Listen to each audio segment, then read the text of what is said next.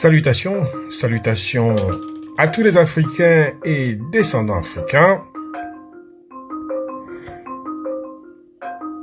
Bienvenue à cette mini-conférence qui s'intitule « La rupture coiffrologique ».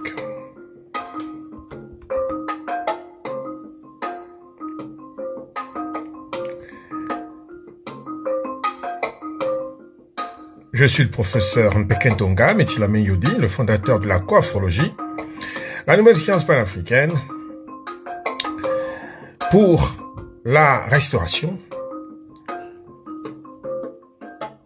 la justice, l'ordre, la dignité, la renaissance et le nouvel ordre africain mondial.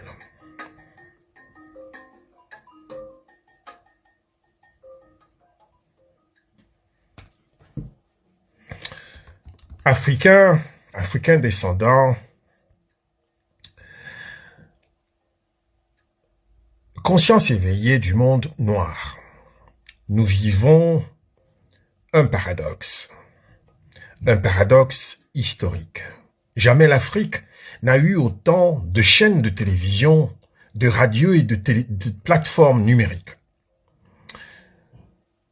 Et pourtant, jamais notre parole n'a été aussi aliénée. Nous sommes les spectateurs de notre propre effacement. Le professeur Mpeke Ntonga a nommé ce mal la SEADA, c'est-à-dire la condition existentielle des Africains et des Africains descendants. Ou encore, l'Africain est déplacé dans sa propre tête. Pourquoi? Parce que nos médias ne nous informent pas.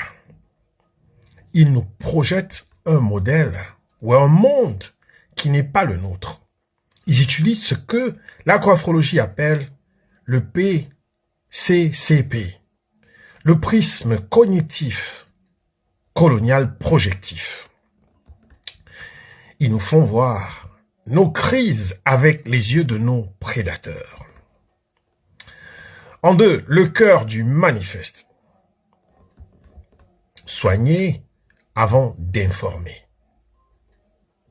Aujourd'hui, nous publions le manifeste coiffrologique des médias africains.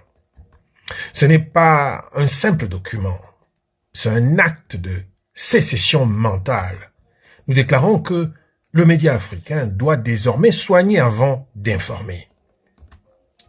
Informer sans diagnostiquer la structure de la domination, c'est empoisonner l'esprit du peuple. Un journaliste africain n'est pas un simple rapporteur de faits. Il doit être un thérapeute de la conscience. Le manifeste est clair. 1. La fin du mimétisme. Nous refusons d'être la caisse de résonance des agences de presse impériales. 2. La dénonciation des RNPS. Nous démasquons ces médias qui se disent panafricanistes pour le spectacle, mais qui maintiennent les structures du colonisateur ou alors du néocolonialisme. 3. L'indépendance absolue. Un média qui défend de ceux qui nous oppriment ne peut pas nous libérer en quelque sorte. 3. L'appel à l'action, la grille et le label. Pour que ce manifeste ne soit pas qu'un cri dans le désert, nous lançons la grille d'évaluation coiffrologique. Désormais, chaque média sera scruté. Vos sources sont-elles africaines? Vos concepts sont-ils nés de notre terre? Votre finalité est-elle la restauration de notre dignité? Nous mettons en place le label de certification coiffrologique. Seuls médias qui passeront le test de la souveraineté pourront se dire authentiquement panafricanistes.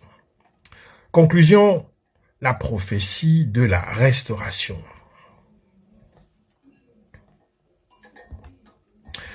À tous les patrons de presse, à tous les journalistes qui sentent encore battre en eux le cœur de l'Afrique, Le temps du mercenariat cognitif est révolu. Rejoignez la restauration, adoptez l'aquaphrologie, car, comme nous l'enseigne le professeur Mpeken Tonga, celui qui ne possède pas son propre récit finit par devenir le personnage d'une histoire écrite par d'autres. L'Afrique ne demande plus la permission d'être entendue. Elle décide d'être comprise par elle-même. Vive la restauration, vive l'aquaphrologie, vive les États de l'AES. Je vous remercie. À très bientôt. Au revoir.